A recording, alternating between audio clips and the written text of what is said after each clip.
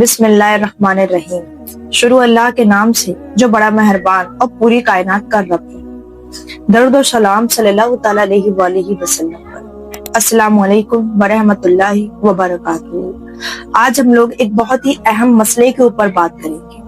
वो मसला है ब्याज, रिबा, सूद खाना। इस्लाम में ब्याज को इतना बड़ा गुनाह क्यों बताया गया है? ब्याज खाने वाले के घर का पानी पीने से इस्लाम में क्यों मना किया गया है? आखिर ब्याज को, रिबा को, सूद को इतना बड़ा गुनाह इस्लाम में क्यों बताया गया है? चलिए ये जान लेते हैं। सबसे पहले जान लेते हैं कि ब्याज का मतलब क्या होता है। फॉर एग्जाम्पल, जैसे मैंने किसी से 1000 रुपए उधार लिए, तो जिससे मैंने उधार लिया उसने एक शर्त रखी है कि जब मैं उसे पैसे वापस दूंगी तो तयशुदा यानी उससे ज्यादा उस इंसान को मैं पैसे वापस करूंगी। मैंने उससे 1000 रुपए उधार लिए हैं 1 महीने के लिए। जब मैं अगले महीने उसे 1000 रुपए उसके वापस करूंगी तो 100 रुपए ऊपर रखी या 1000 रुपए ऊपर रखी, जो उसने शर्त रखी होगी ब्याज की। जैसे मानिए उसने 1000 रुपए की शर्त रखी है कि मैंने तुझे 1000 रुपए दिए तो मुझे 1000 रुपए इसके ऊपर रख के चाहिए ब्याज। जो मैं उसको 1000 रुपए एक्स्ट्रा दे रही हूँ ये ब्याज होती है। इसे इस्लाम में रिबा कहा जाता है और इसको सबसे बड़ा गुनाह बताया गया है। अल्लाह ताला ने कुरान मजीद में साफ फरमाया है कि अल्लाह ताला ने व्यापार को इस्लाम में हलाल किया है और ब्याज को हराम किया है।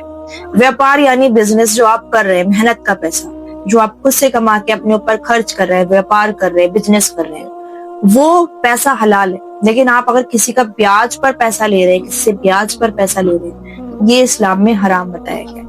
इस आयत से साफ पता चलता है कि इस्लाम में व्यापार यानी हलाल की कमाई व्यापार को हलाल बताया गया है, लेकिन ब्याज के पैसे हराम होते हैं। सूरह अल-बकरा में अल्लाह ताला फरमाता है, ए ईमान वालो अल्लाह से डरो। अगर तुम्हारा जो बचा कुचा ब्याज बाकी रह गया है उसे छोड़ दो।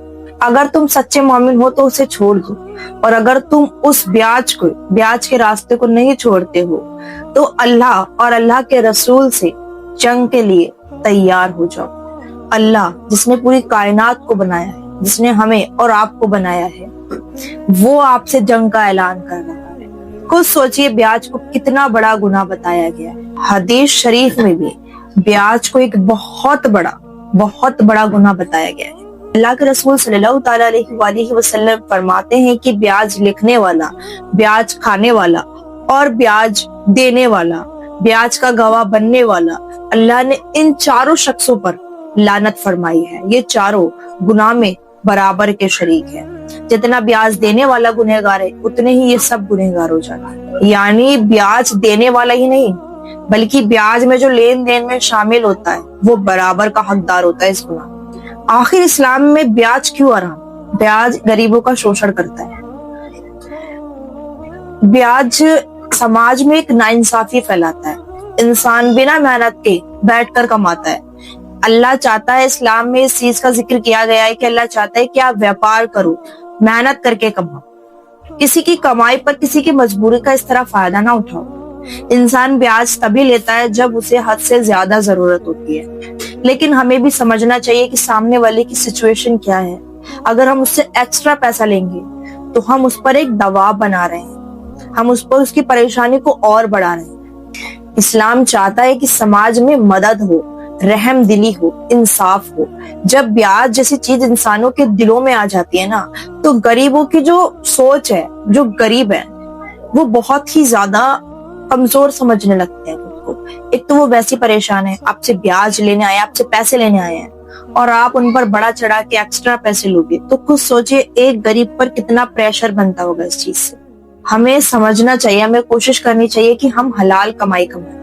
अगर हमसे कोई पैसा लेने भी आ रहा है तो हम उसको उधार के तौर पर दे दें, ब्याज के तौर पर नहीं। ब्याज खाने वाले पर अल्लाह का गुनाह कैसे नाजिल होगा, चलिए जानते हैं। कयामत के दिन ब्याज खाने वाला ऐसा खड़ा होगा जैसे मानो शैतान ने उसे पागल कर दिया हो। इस बात से साफ पता चलता है कि ब्याज खाने वाले शख्स की हालत कयामत के दिन बदतरीन होगी, बहुत ही ज्यादा।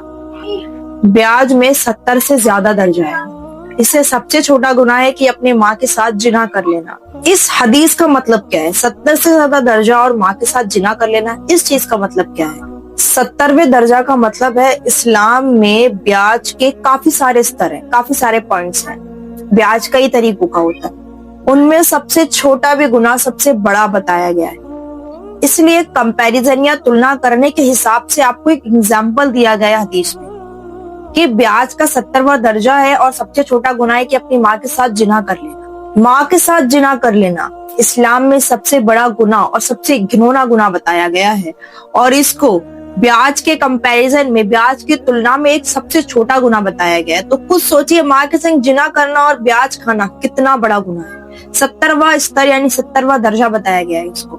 آپ لوگوں کو پوری انفارمیشن کیسی لگی؟ بیاج بہت بڑا گناہ ہے. میں آپ لوگوں سے ہاتھ جوڑ کر یہی ریکویسٹ کروں گی کہ میرے پیارے مسلمانوں, بیاج مت کھائیے. ہر ایک گناہ کی معافی آپ کو مل جاتی ہے, لیکن 2 گناہ ایسے جس کی معافی آپ کو نہیں ملتی. ایک بیاج اور اپنے ماں باپ کے ساتھ ناانصافی کرنا, اپنے ماں باپ کا دل دکھانا. اس لیے آپ پوری کوشش کریں کہ بیاج آپ نہ کھائیں.